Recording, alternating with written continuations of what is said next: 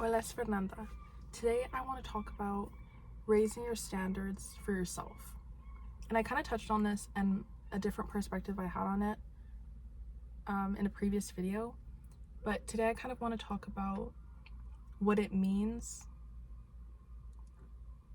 in the literal sense to raise your standards. And some of the things that I've done that I feel like have shifted not only how I view myself, but also how I act. And I think the first part is that normally there will be a situation that will highlight what it is that you need shifting around.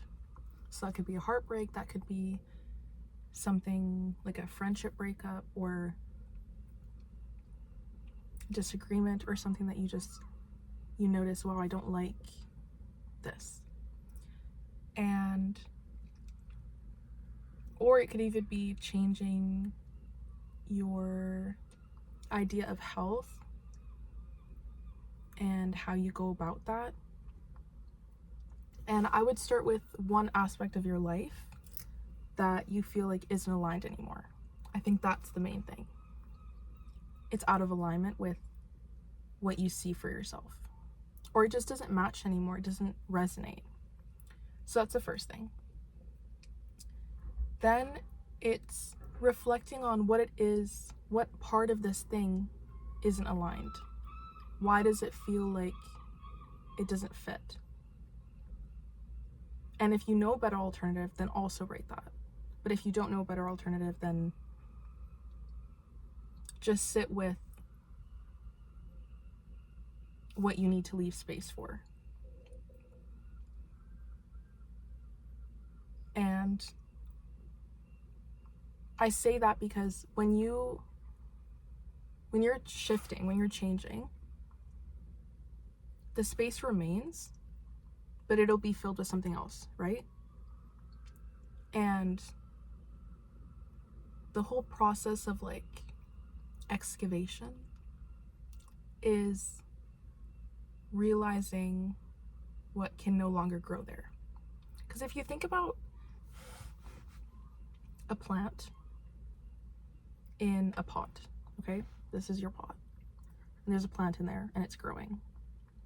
If the beliefs or the limitations in that plant aren't helping you, then by feeding that plant or by cutting the plant, you're not actually getting rid of it. You're taking away aspects of it, but it's still there in its root.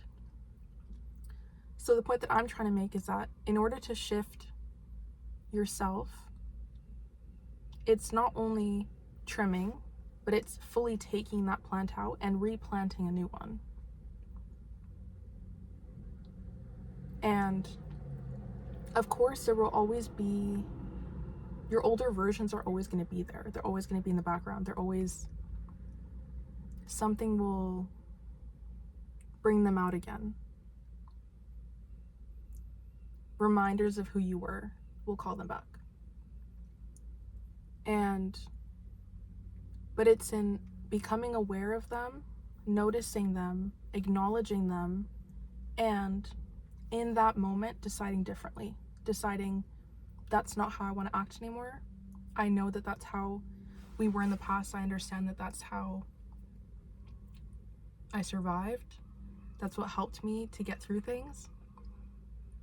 But if I didn't like the outcome that came from that behavior, then I have all the agency and responsibility to act differently and act in a new way. And you can even consider reciprocity in the sense of, how do I want to be treated? How do I want people to show up with me? And am I showing up that way? So for example, if something that you want to grow in is communication, you like when people are clear with you, then you can mirror that behavior. You can, model that behavior for other people. And then they'll know, okay, she's shown me this example. If that's how she shows up, that's how I need to show up with her.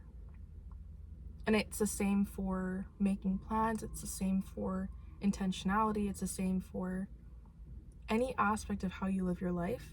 You are the model for what you want to bring in. And that's with people, but especially with yourself. You're the one saying, this is how I want people to show up. This is how I expect myself to. And it makes it easier to do that when you actually do it when no one's watching. If you take the time to be aware of limiting beliefs around what you're capable of, and you sit down and you can call them out and question them, then they don't have that same power over you. It's no longer an automatic reaction. And you can notice that it's not actually yours. And then it no longer is like growing that root. You're growing another root, another seed over here. Could be in the same pot, but you're no longer feeding this one, you're feeding the new one. And by feeding the new one, then you're actively, maybe not pursuing, but engaging in or supporting the new version that feels authentic to who you are. You're remembering who your younger self needed and who they were before everyone came in and told you who you needed to be. And part of that too is when you're shifting, and I think that I've mentioned this before, but it's the willingness of how bad do you want that thing? How bad? Because depending on how bad you want it, that's how much you're going to work for it. And sometimes that means you're going to have to journal, you're going to have to feel hard emotions that you maybe didn't want to face in the past, but that will get you out of that old version of yourself. Because a lot of the attachment that we have to old versions, it's like an anchor. That anchor is emotion and feeling it. And a lot of the things that we do to get out of that, it's because we don't want to face the emotion, because it feels hard, because it feels unbearable for some. But the only way out is through. So if you can get to the root, get to the anchor of why those beliefs are there, and do the work, then, and doing the work is two things. One, it's recognizing, becoming aware of what that thought is, and maybe what a better alternative would be, what a more helpful alternative would be. And then the second is in real time acting different, calling yourself out, noticing, wow, I'd like to, like for example, let's say that your dream woman or the dream version of yourself is someone who is intelligent and educated, okay? So what would an intelligent and educated person do? They'd probably read often. They'd probably keep up with what's going on in the world. They'd probably use their time for things. Instead of just scrolling on their phone, they'd probably go do something else. And they're probably active listeners. And so it's not just about, having the idea, but break it down into actions. What are things that they actually do with their time? How are they intentional? Because if you say that you want, I don't know, a lot of money, but then you don't actually know how to use it, then there's no intention behind that. But like I said, if you want to be intelligent and educated, and then instead of just scrolling on your phone, you go read something, or you go learn something new, then you're backing up the thing that you want to become. you're proving to yourself, I'm taking action to do it. If it's, I want to be an artist, then you need to go make art. If it's, I want to be more family oriented, then it's making time to spend with your family. You know, like, it sounds really simple, but then a lot of us don't actually take the time to analyze where our schedule and our values align or don't. And if it is something that is really important to you and it means something, then being intentional and being willing to do all the things that it requires for you or from you to be that, it's making those sacrifices because it's important to you. And I like to make vision boards for whatever aspect of my life I'm trying to change, because I feel like I'm a visual learner and it inspires me more to get the gist, the essence of what I'm becoming. So I made one for my fitness. I made one because it's also just a reminder, like, sometimes you forget that you set this goal, and it's one thing to just see it out on paper, but like I said, it takes steps to get there, right? So instead of just looking at the line, which is like a room, you're looking at the whole staircase that takes you up to the room, right? Then it's broken down. Then these are tangible steps. These are all a part of this one big thing. And then it becomes less overwhelming, and then it becomes real. Because you're acting as that thing, as that person already. And the other thing is that you can't,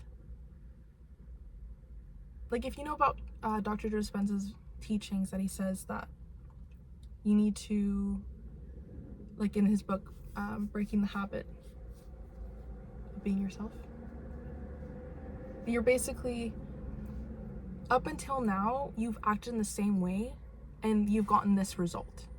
So if you keep acting in this way, you're going to keep getting the result that you are now. And in order to change that, you have to act differently. So it's the same for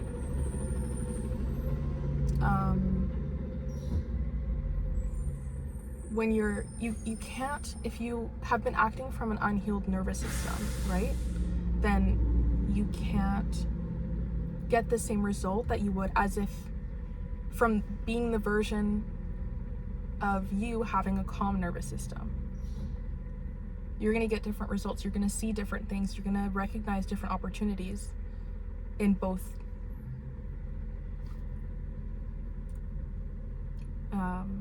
versions. So it's about, one, becoming aware of where you are and where you want to be, and maybe noticing the dissonance, noticing where something could be different, and then also finding ways to calm yourself, to calm your system, to create a environment where you can do well in, no matter what's going on, and that you can keep realigning with the things that you say that you want. And I think it's only then that you can actually become that. When you have the steps, when you have them set out and you're like, okay, this is what this person does, then it's kind of hard to not be that. Or there's less barriers in between you and becoming that, because it's set out for you, you know? And if you don't know what that person might do, then do research, read about people, listen to people that are doing what you want to be doing. Because even if their path is different, how they got there are probably actions that you can take. Like, a healthy person might watch what they eat. They might research into things that help their body. They might drink a lot of water. And those are all actionable steps that you can take regardless of where you're at now. And regardless of if you identify as that person or not. And then eventually you're going to get to a point where you keep proving to yourself, you keep feeding that seed, or the new one that is showing what you want, that's growing what you want. And every time that you do that, you're proving to yourself, no, I'm this person.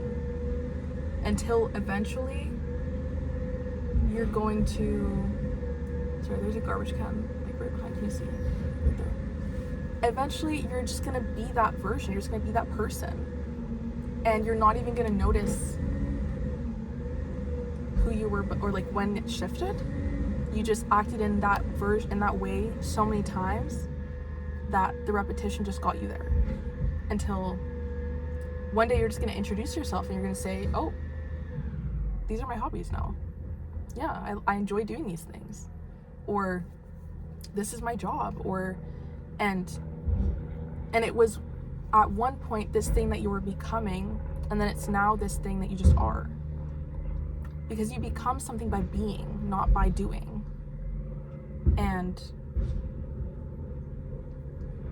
yeah. So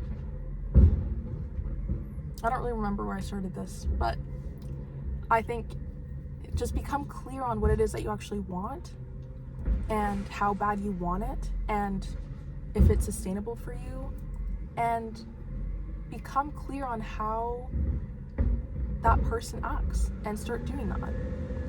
And don't set limits on yourself just because you're the first one in your family or just because you've never been that way. I think those are all limiting beliefs. You can always change. You can always change your mind. You can always improve. And it's a very special thing to be able to notice your own changes. And yeah. If anything resonated, I'd love to hear your perspective. I'm sending you lots of love, and I'll see you in the next video.